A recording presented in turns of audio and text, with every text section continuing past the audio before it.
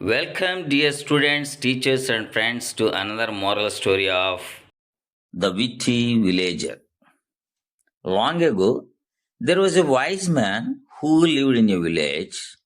He was taking his goat, lion, and a bundle of grass to another village. The villager came across a large river while traveling. He found a little boat. The boat was so small.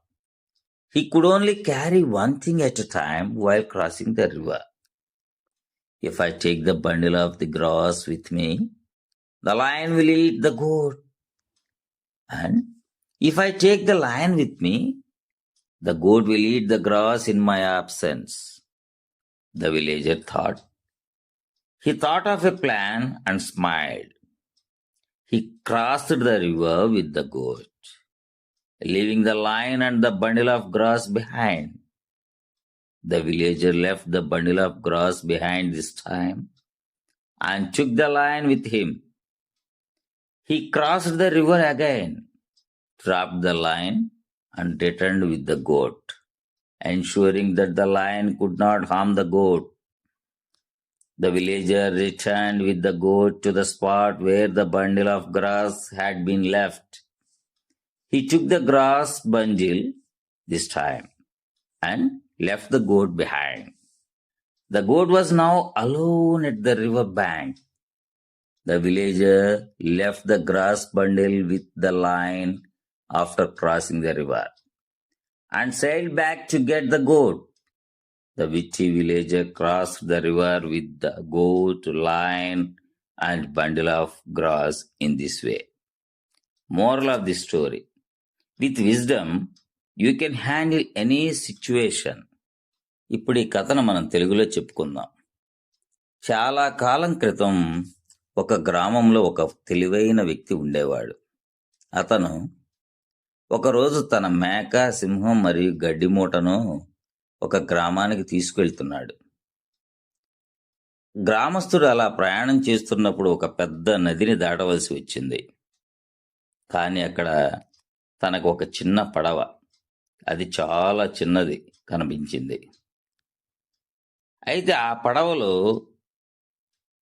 నదిని దాటవలసి వస్తే ఒక సమయంలో ఒక వస్తువును మాత్రమే తీసుకెళ్ళగలడు. అప్పుడు ఇలా అనుకున్నాడు, నేను గడ్డి మూటను తీసుకెళ్తే సింహం మేకను తింటుంది, సింహాన్ని తీసుకెళ్తే నేను లేనప్పుడు ఆ మేక గడ్డిని తింటుంది అని అనుకుంటూ ఆలోచింపసాగాడు. అలా ఆలోచిస్తూ ఒక పథకాన్ని ఆలోచించి నవ్వాడు. సింహాన్ని, గడ్డి మూటను వదిలి మేకతో మొదట నదిని దాటాడు. గ్రామస్తుడు ఈసారి గడ్డి మూటను అక్కడ పెట్టి సింహాన్ని తనతో తీసుకెళ్ళాడు. అతను మళ్ళీ నదిని దాటి సింహాన్ని అక్కడ ఉంచి మేకతో తిరిగి వచ్చాడు. సింహం మేకకు హాని కలిగించదని నిర్ధారించుకున్నాడు. గ్రామస్తుడు మేకతో తిరిగి గడ్డి మూట వదిలిన ప్రదేశానికి వచ్చాడు. ఈసారి ఆ గడ్డి కట్టను తీసుకొని మేకను నది అవతల ఉంచాడు.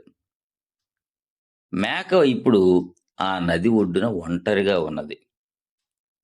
గ్రామస్తుడు నది దాటిన తర్వాత సింహం దగ్గర ఆ గడ్డి మూటను విడిచిపెట్టి తిరిగి మేకను తీసుకురావడానికి వెనక్కి వచ్చాడు. ఇలా ఆ మేకను తీసుకొని నది దాటాడు.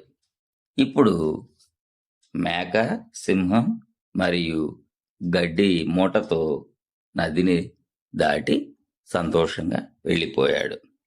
నీతి: జ్ఞానంతో మనం ఎలాంటి పరిస్థితినైనా ఎదుర్కోగలం.